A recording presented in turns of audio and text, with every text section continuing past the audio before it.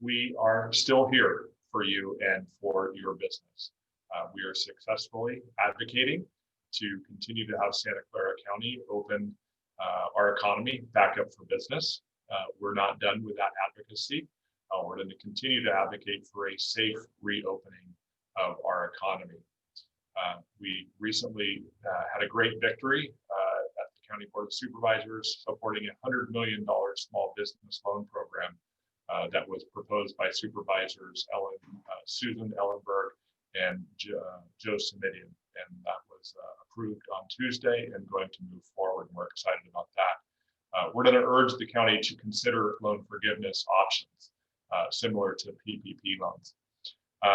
Recovery Task Force, we continue to look at the Mayor's Recovery Task Force, and we as the SBO are going to continue to convene business and industry leaders trying to identify those industries that can safely reopen sooner than later and who can mitigate risk and protect their employees and their customers. We have our ear to the ground. We're trying to bring you the latest and greatest of any information that we have and providing all of those updates in our COVID-19 business resource page that's updated daily on our website. So check out www.thesbo.com for more information. I'd also like to thank the SBO community builders, all of our members for their ongoing financial support and engagement. It allows us to be a catalyst for business growth, a convener of leaders and influencers, and a champion for a stronger community. The SBO is driven by a fundamental belief that when businesses succeed, our community thrives. And we could not do that without the support of our members. So thank you very much. If you are not a member of the SBO, we want to encourage you to learn more about becoming a member. You can chat with me in the webinar here, or you can hit up Monique as well and let us know if you're interested in becoming a member, or you can go to our website to learn more. All right, a few housekeeping issues. This meeting is being recorded and will be posted to our website at the end of the day. To ensure a productive dialogue, all participants are muted. In the last 15 minutes, today's webinar is reserved for Q&A. So if you have any questions, please write them in the chat box and we'll try to get them at the very end. We're also going to try something a little new after we get through with the Q&A and the webinar. We're going to do a little bit of networking. So if you have an extra few minutes, 15 minutes or so, stick around after the webinar and we'll do some additional networking. So stick around for that. We have 2 Insperity business performance advisors who will be facilitating breakout rooms here on Zoom as well. You'll have an opportunity to ask them questions or just chit chat. So getting back to today's webinar, as I mentioned, the SBO is a client of Insperity. We're very fortunate, our small and mighty staff on the SBO, to offer them full benefits. And this is part of being part of Insperity's professional employer organizations, or PEO for short. So we're employer of record is Insperity, but they work for the SBO. And a PEO gives us access to a wider range of option benefits that we would have otherwise not been able to go out and get. Definitely more than we would have been able to get as a small business or a nonprofit on our own. So if you are a small or medium-sized business, you might want to consider looking at a PEO service for you and for your employees. We do recommend Insperity. We've had a great experience with them since we moved to a PEO model several years ago. So if you want to learn more, feel free to hit me up. I'm happy to provide a referral to you to our local providers so they can answer the questions for you. All right, so moving on, let's get to the detail and the content of today's program. This morning, we are joined by Peter Zaretsky and Linda Villalobos. Peter is a safety services manager working with middle market clients throughout the Western region and consults on issues related to workplace safety, loss control, and injury prevention. Peter is a board certified safety professional, and has been with Insperity since 2015. Linda is a human resource consultant at Insperity PEO Services. She has over 25 years of human resource experience. Linda works with all types of small and medium-sized businesses And prior to Insperity, Linda was a human resource director in the hospitality industry. Linda and Peter, we appreciate you being with us here this morning. And with that, I think I'm going to turn it over to you guys.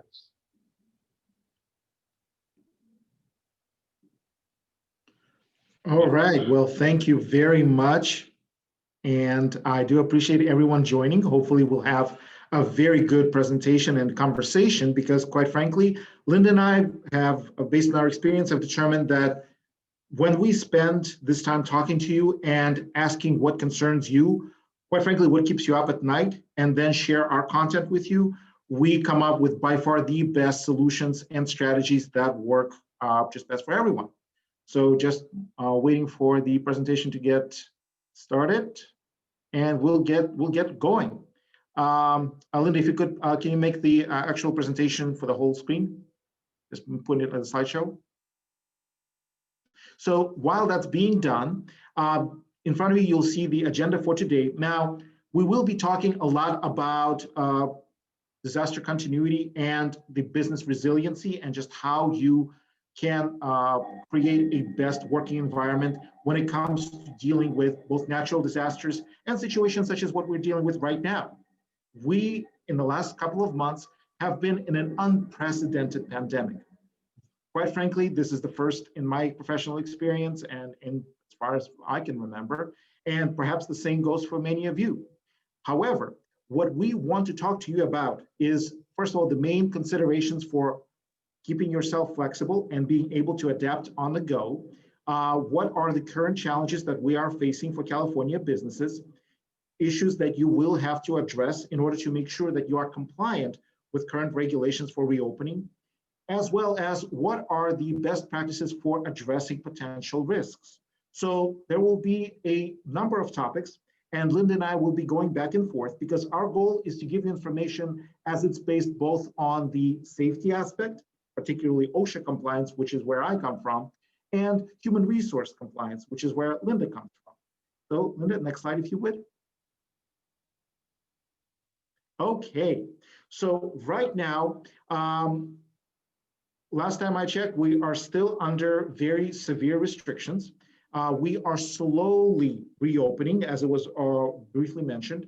However, you will notice that a lot of our businesses are still under a lot of particularly restrictive guidelines, and we have to make sure that some of our previously conducted activities, such as business travel, such as ability to readily interact with our clients, with our partners, even with our coworkers for that matter, it's still being restricted. And we have to work around that. And when it comes to the topic of business resiliency, I want you to really take a look at this and use it as a lesson for going forward. That is, the moment this situation passes, and it will pass, and I tend to be optimistic, but this will pass, I want you to learn a lesson and be ready for the next major situation, because who knows when we will be facing similar restrictions next time, and how well you will be able to adapt so that there is as little interruption to your business as a whole. So our goal is to slowly keep moving to the next phase. And we will get to that next phase by keeping the number of infections low. At least this is what they're telling us on the county and the state level. And of course, this is a very fluid situation. But while they are trying to determine what the best course of action is, by them I mean your county, your city, your state leadership, we as businesses also have to keep the lights on. We have to keep the engine running, so to speak. So what you can do in the meantime is address what resources you have, what readiness you have, and take it from there. Now, Linda, if we could move on to the next slide, please. So I'm going to stay on COVID as kind of the emergency of the day. However, you are in Northern California. Fires have been a very prevalent hazard. And again, much like a pandemic, we get very little to no warning when the next wildfire is going to strike and it's going to adversely affect your operations.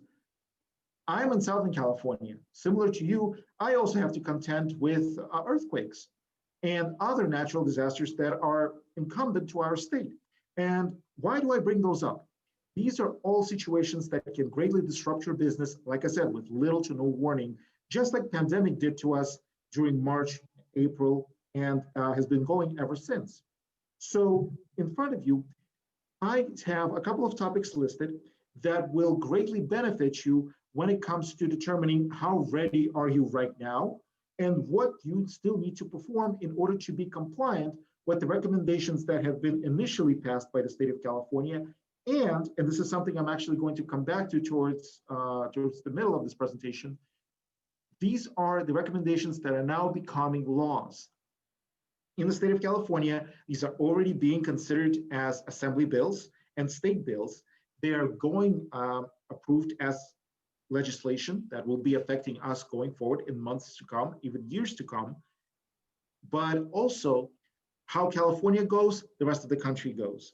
So even for those of you who have operations outside of California, or you have satellite facilities, or you have satellite operations, what is happening in California right now may ultimately come to other states. So the more prepared we are right now, the better off we'll be. And again, you will look at these and you will say, well, Peter, we've been doing this already. We have been making sure that our employees are distancing, they're wearing their personal protective equipment, particularly face coverings. We're screening them to the best of our abilities. I will tell you right now, when it comes to dealing with some of my clients, training has been a bit of a sticky point.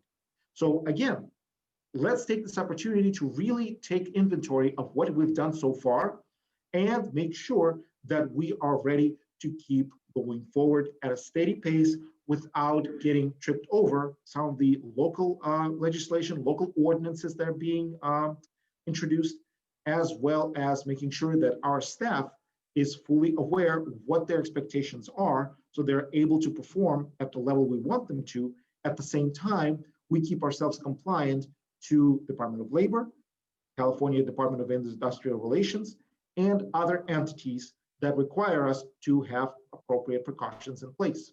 Now, I'm actually going to pass the ball to Linda for a bit for the next slide. So there's more to talk about returning to work. Linda? Thank you, Peter. Yeah, so that's really our topic, is returning to work. Some of you may have already be back in the office, and some of us are still remote. I am still remote. So when we first started talking about returning to work, I think in mid-March, all of us were surprised and shut down. And by maybe May, this concept of essential and non-essential workers had come up. And so essential workers could work. And I mean, even with Insperity, I'm not an essential worker.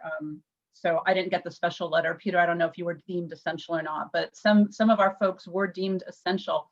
And they actually had a letter that they could take with them, and that permitted them to get into our office building. That permitted them, heaven forbid they were pulled over by the police or asked if you're essential and you're allowed to be out of the shelter in place order. So at the beginning, it was really about being essential or non-essential.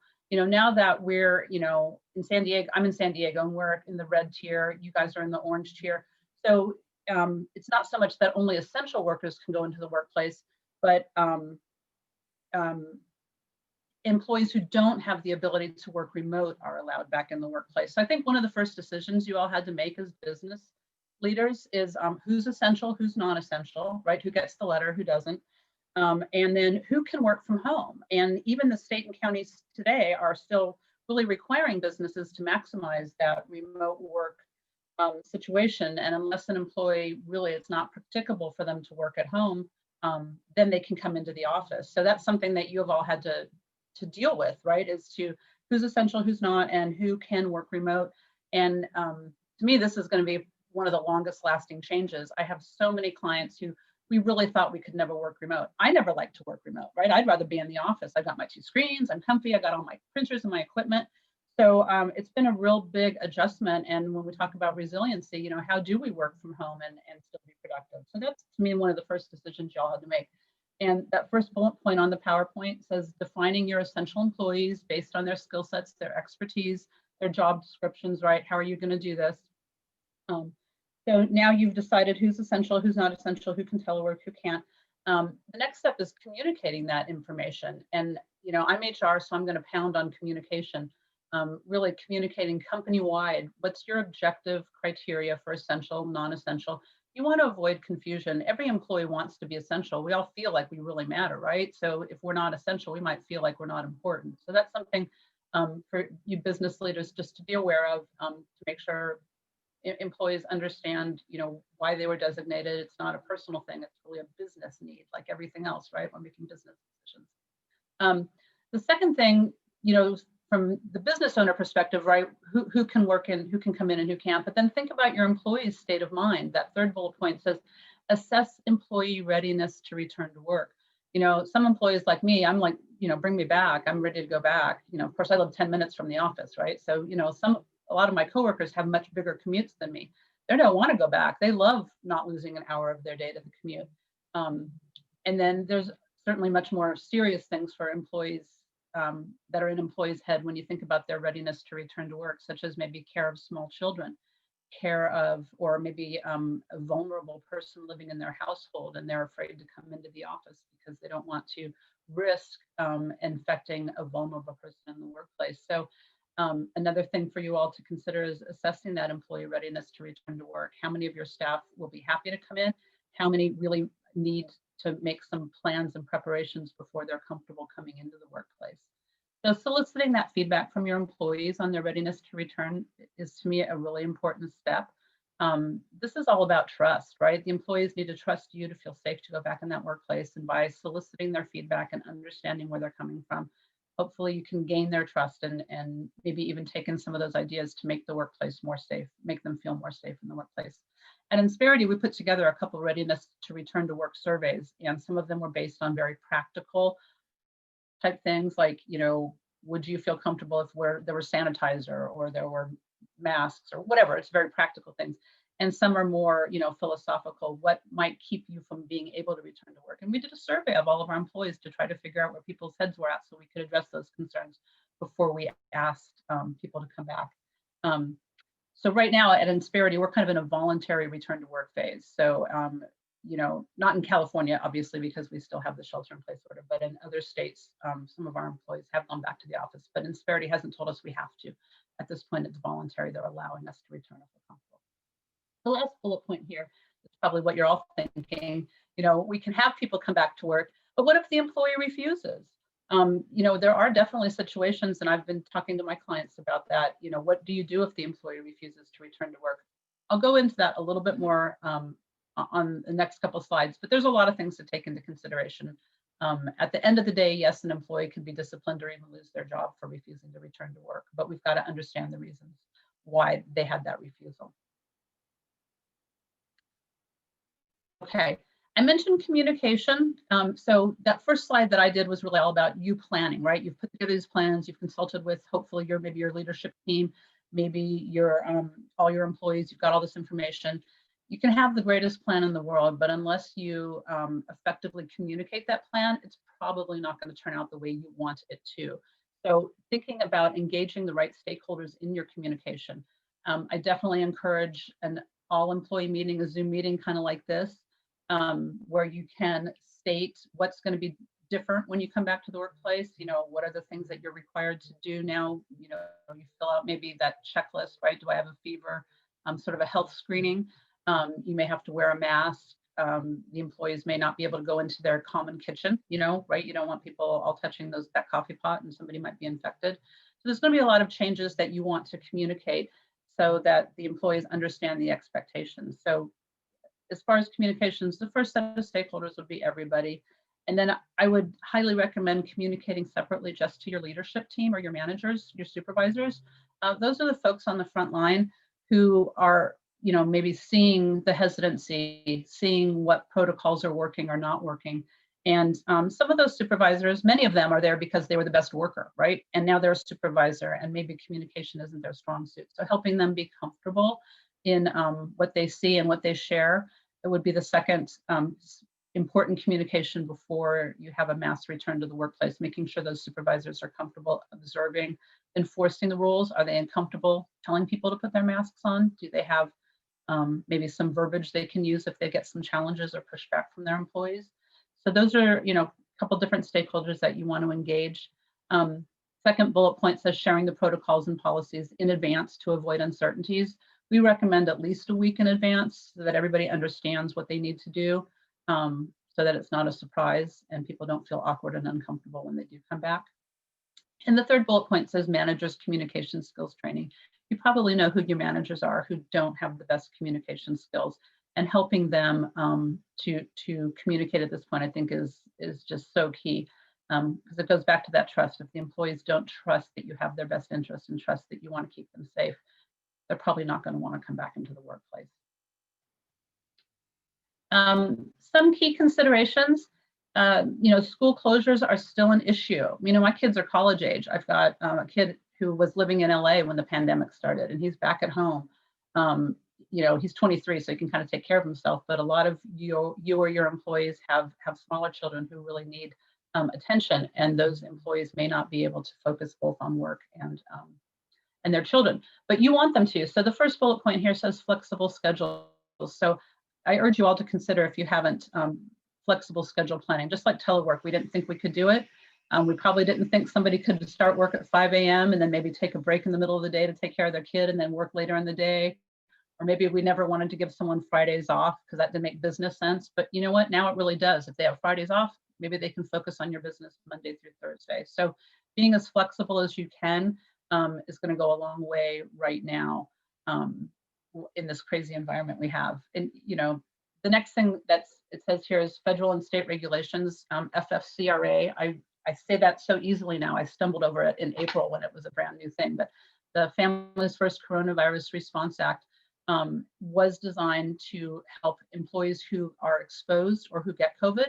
You all probably know about the emergency paid sick leave. The employees have 80 hours. Most of you, I believe, are small businesses, so you're going to fall under the FFCRA.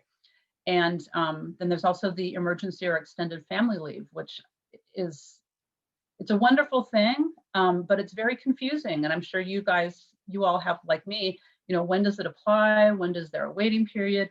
What if there's two different situations? What if the employee runs out? There's so many questions. One of my favorite resources is the Department of Labor website. There's a Q&A on there that does actually give many of these situations and how do I handle it? Because the answer isn't always obvious. But these are really important things for you to consider when the employee says, I need a flexible schedule. You're actually required to look at this under FFCRA. You are required to give them the time off, even if they don't qualify for the traditional FMLA. So being aware of these rules and regulations will help, hopefully your employees get through with a little pay and you retain an employee. So those are some of the key considerations of returning people back. I want to turn it back over to Peter so he can talk about some of the potential risks our employees are going to face when they return.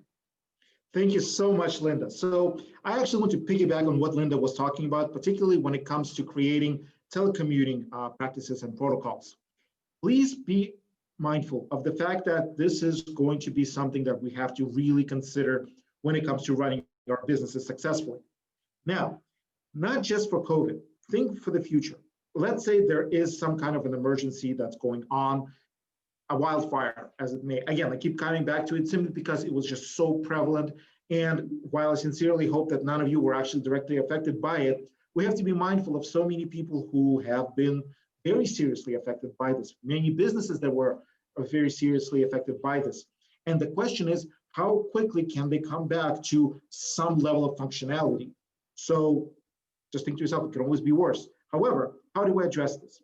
So one of the first things to consider is telecommuting. You have your people, they're still able to function. However, some considerations that you need to keep in place.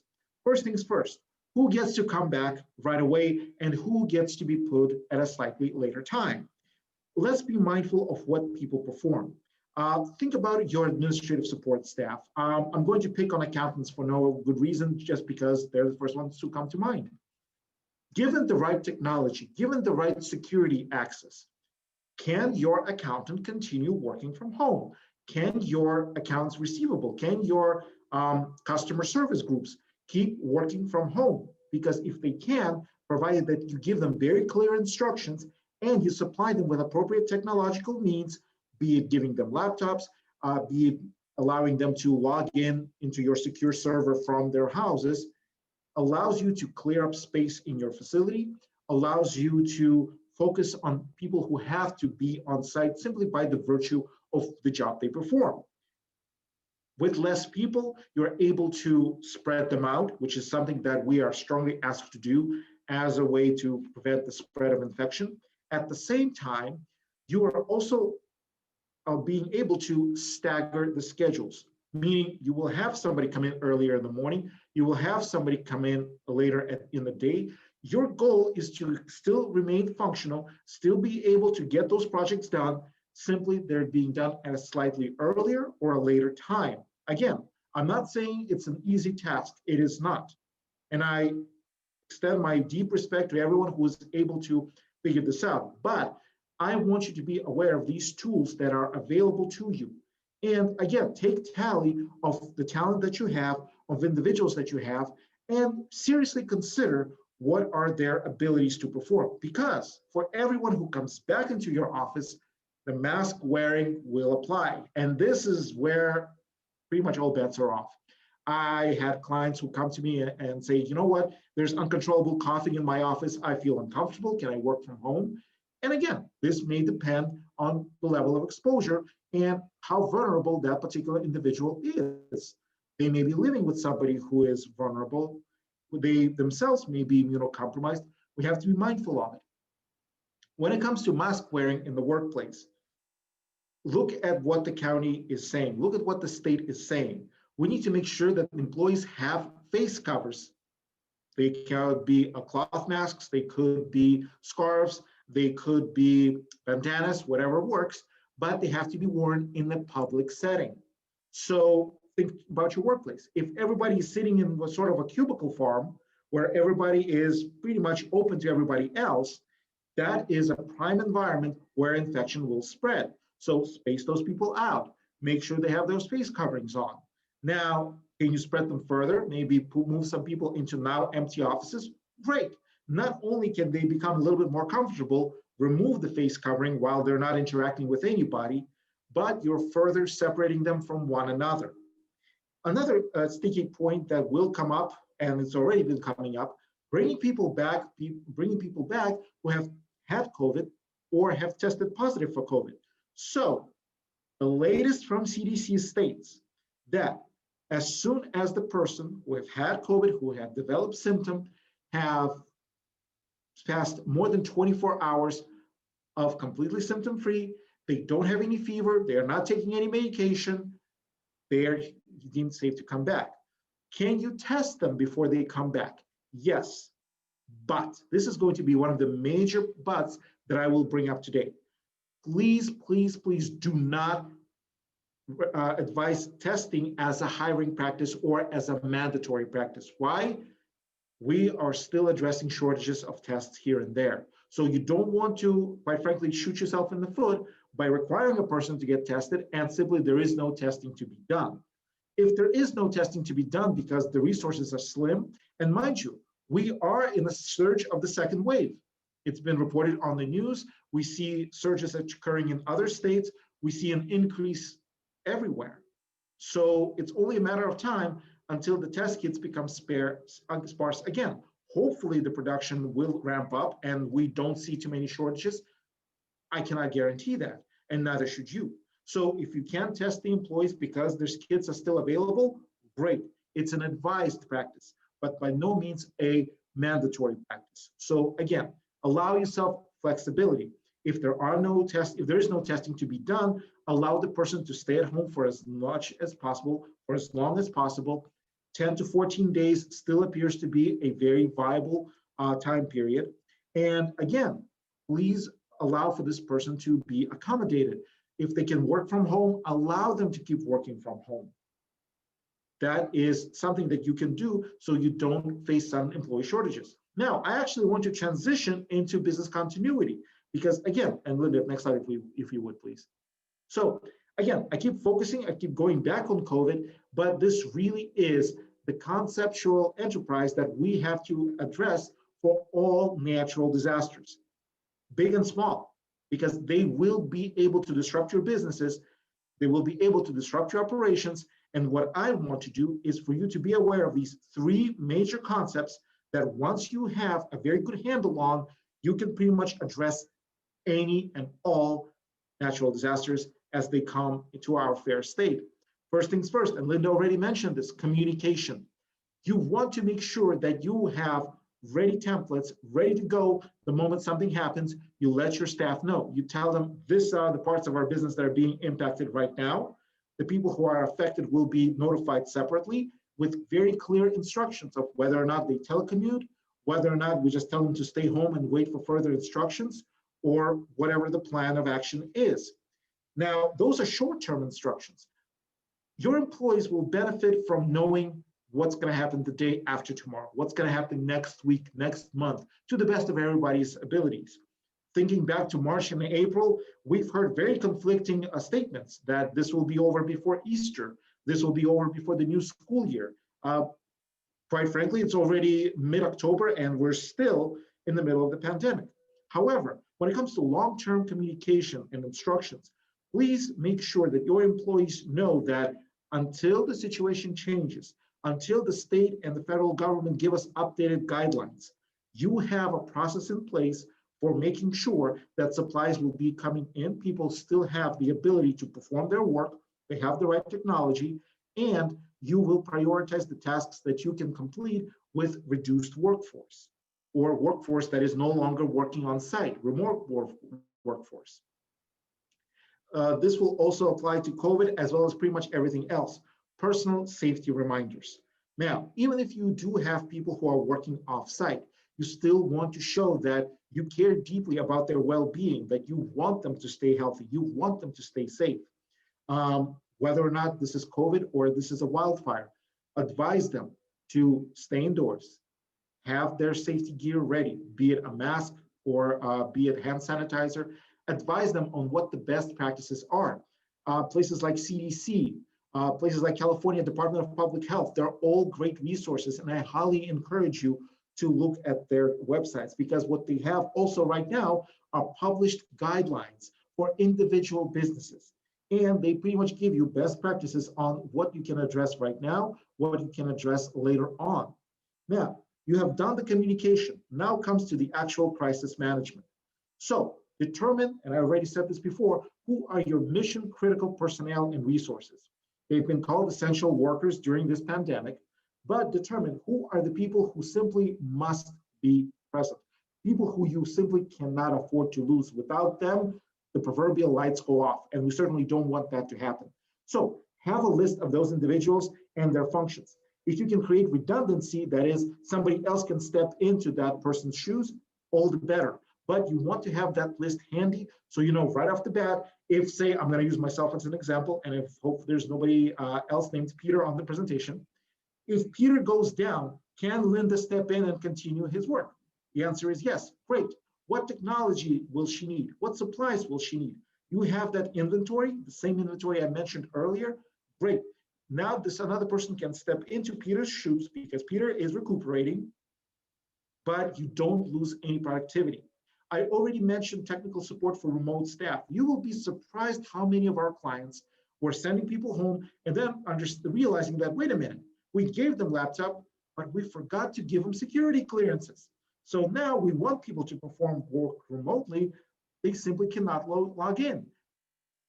Plan on it before the next disaster strikes. Work with your IT teams. Determine who are the mission critical people who must have complete access no matter where they are in the world.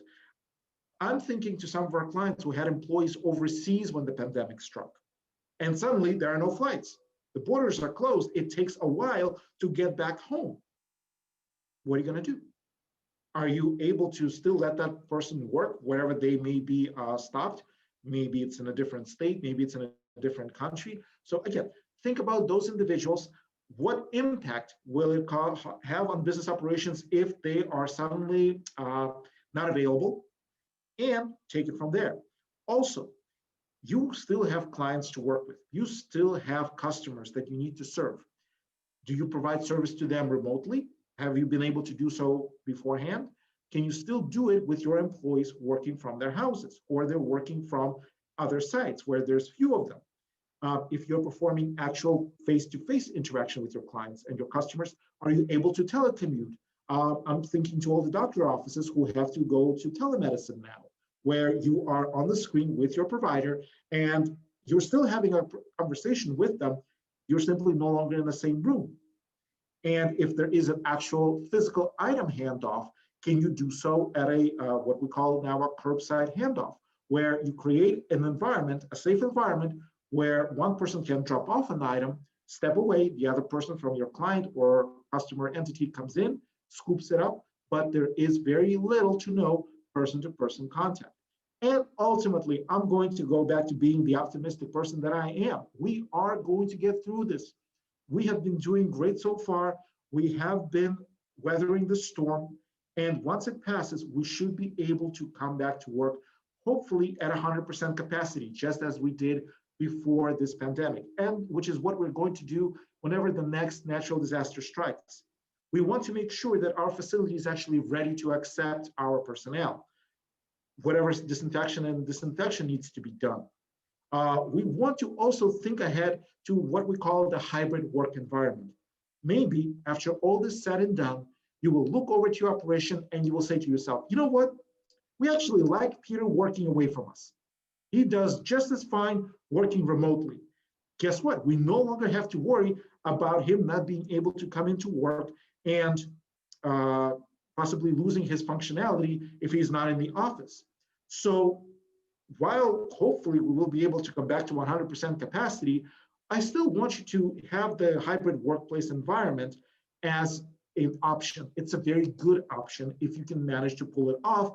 And the way you will be able to pull it off is through resource allocation. So have the technology ready to go, make sure people have access, and it will help out in the long run.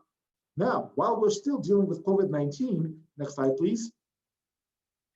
Perhaps one of the biggest items that people come to us and, wow, this is a developing situation.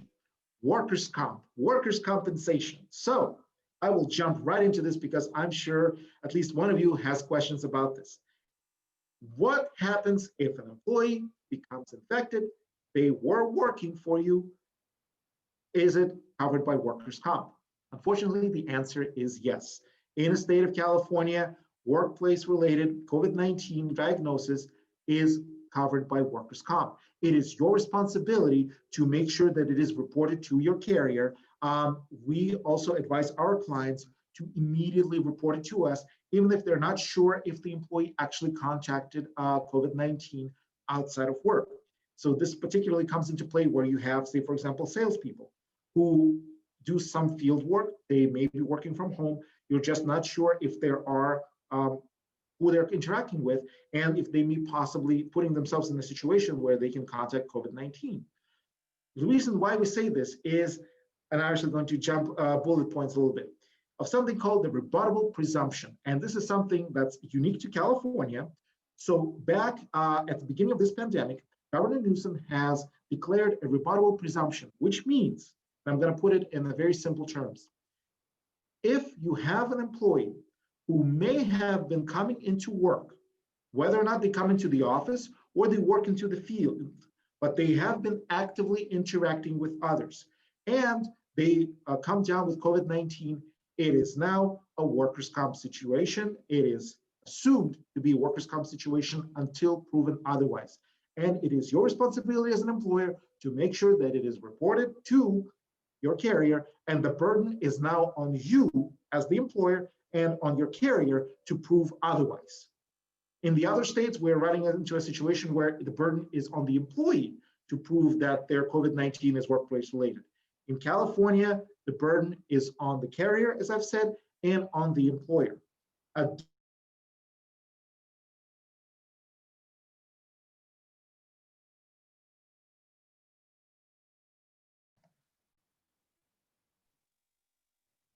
Linda, I think Peter froze.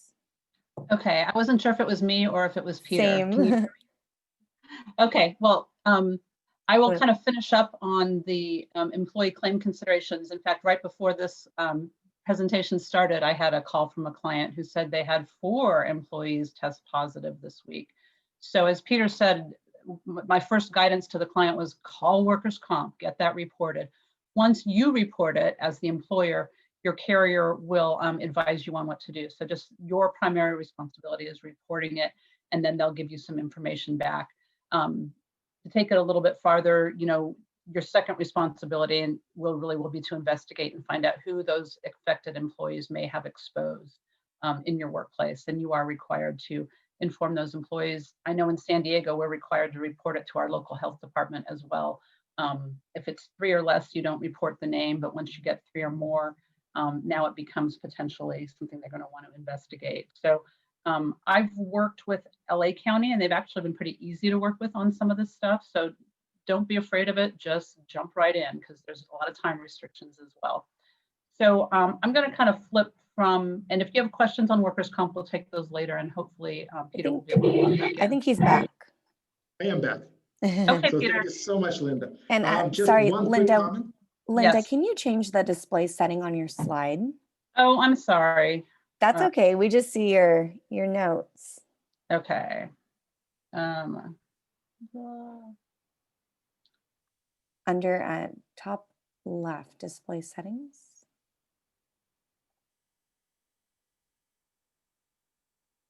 Let's do swap presenter. Does that work?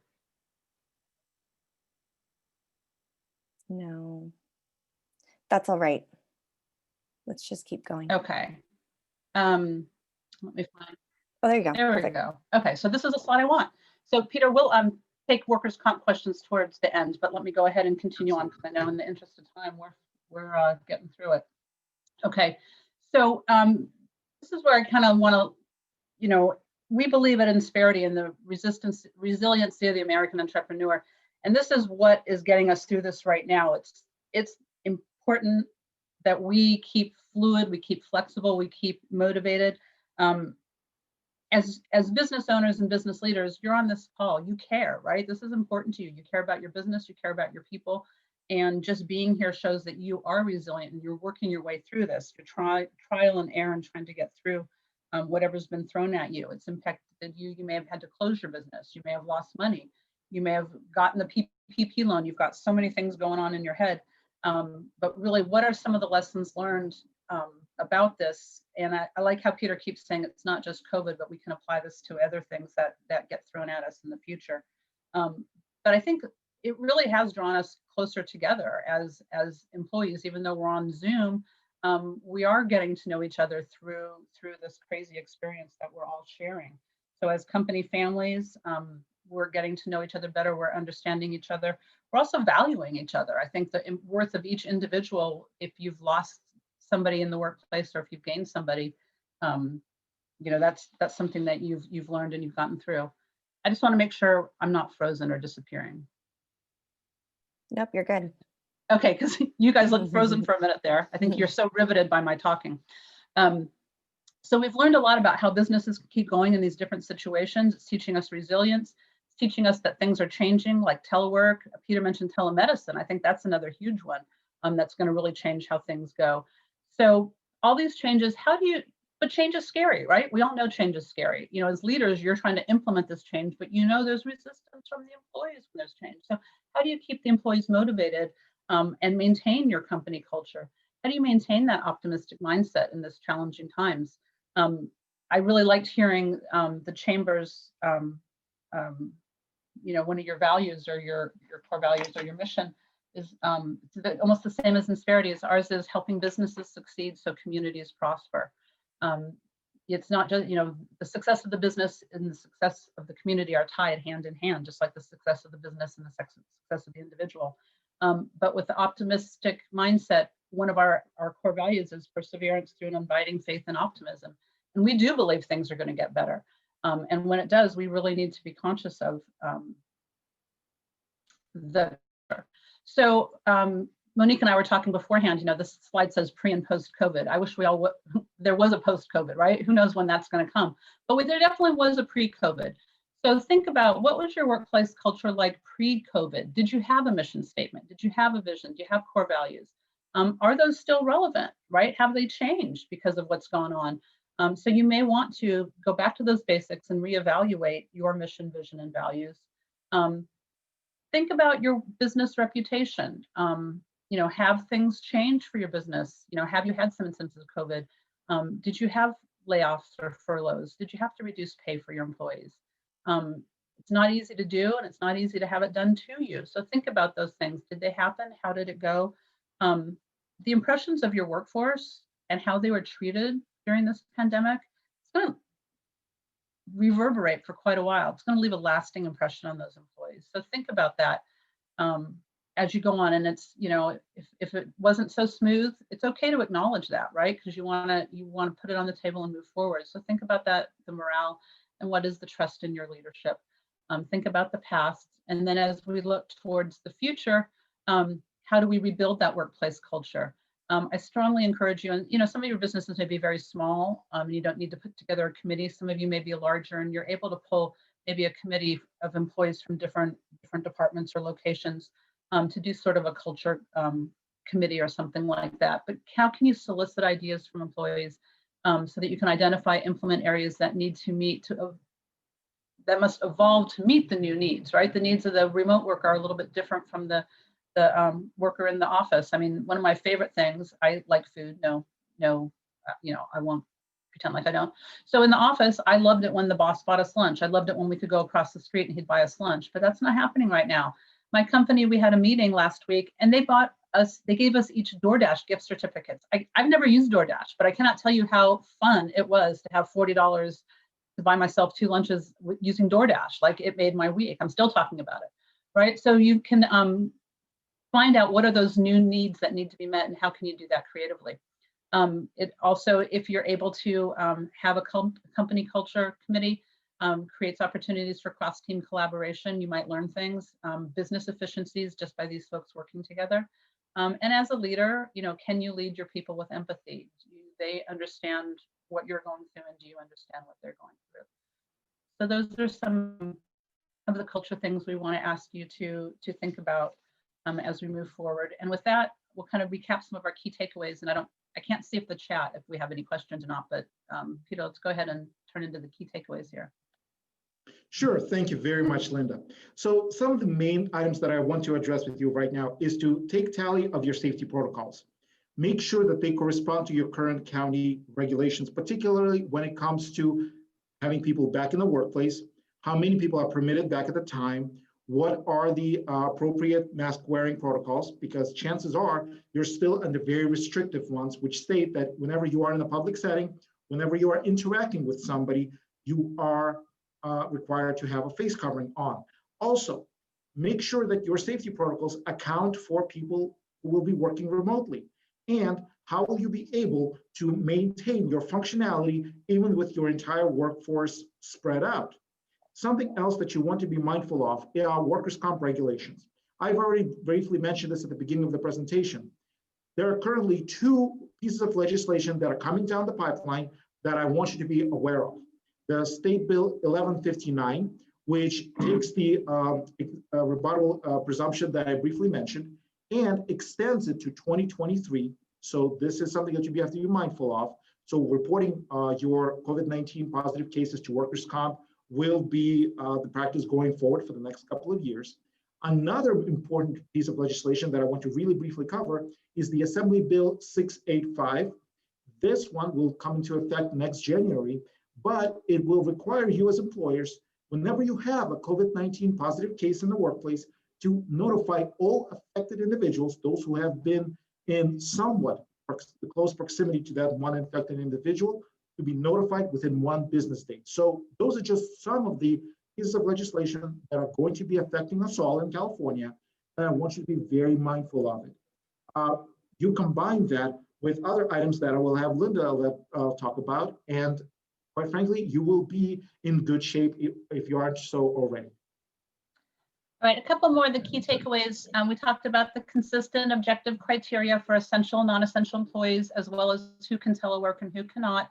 I'm sure you're on other webinars. I am on a lot of legal webinars, and the claims are already rolling in for employees who don't feel that they were treated fairly, that maybe they were discriminated against because a coworker got to work remote, but they were denied. So I would definitely recommend writing down your thought process. Hopefully you remember, but now that employees can make claims for up to 3 years out, having that documentation I think is critical of why you made those business decisions, so that you can defend your decisions should somebody question them. I think, again, assessing and understanding employee readiness to return to the workplace. Just because the workplace is ready for them, the employees may not be ready to come back. So understand their concerns.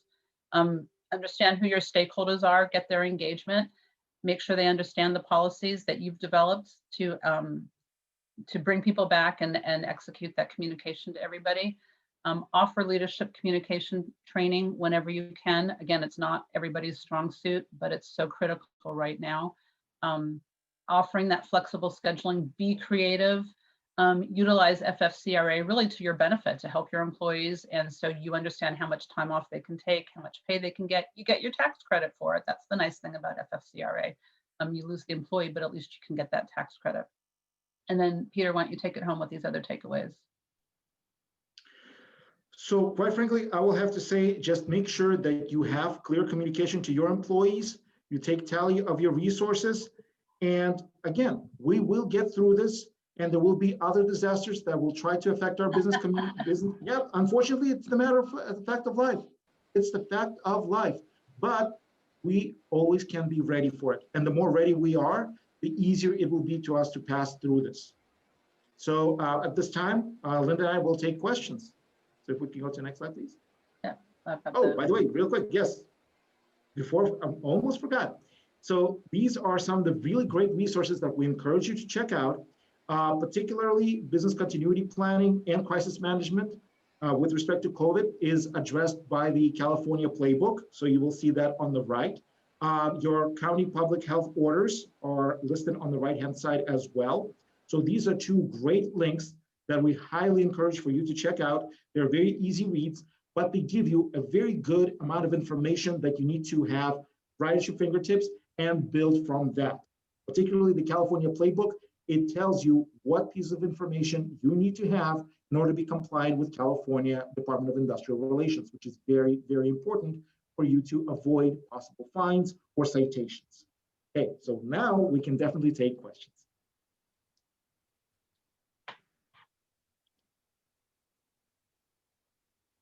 I don't see any questions in the chat. And on your last slide there, you posted some links to some great resources there. And I posted, if you're in Santa Clara County, I did post in the chat the current guidance for employers, where it's actually has the current orders from the county health director, and then also the signs you have to post and the protocols you have to follow in your county. And I believe every county in the state of California has very specific protocols that you need to follow. And you got to educate your employees about those protocols. And then you sign an affidavit that as the boss says that you did that. So follow those protocols. I know it's a really challenging time. I mean, what's the general advice that you're giving your employers? I mean, it seems like it's a matter of just like putting a lot of different pieces together. You know, there is no one set answer for an employer, whether they should go back to work or not. You really have to measure, you know, your workforce and talk to them and understand what the needs of the organization are and the needs of the employees. And there needs to be a balance there. I mean, that's what I'm taking away from this. And it's kind of complicated. Yeah, Matt, I think that's probably the biggest frustration for Peter and I and many of our coworkers is we're used to knowing the answer, right? You know, we've had all this years of experience, we've done all this, here's the answer, here's the rule, and everything's changing. I mean, you all remember, you know, and all of a sudden one day in March, on Friday we went home, and on Monday we couldn't go back to the office. And you know, FFCRA was announced, but it didn't roll out till a certain date. And then once it rolled out, the rules have changed 2 or 3 times. So we're all like just fast on our feet. That flexibility, that resilience. That's why that resilience is huge, and we just got to keep at it, because it's frustrating and it's tiring, and it's, you know, it's financially impacting all of you.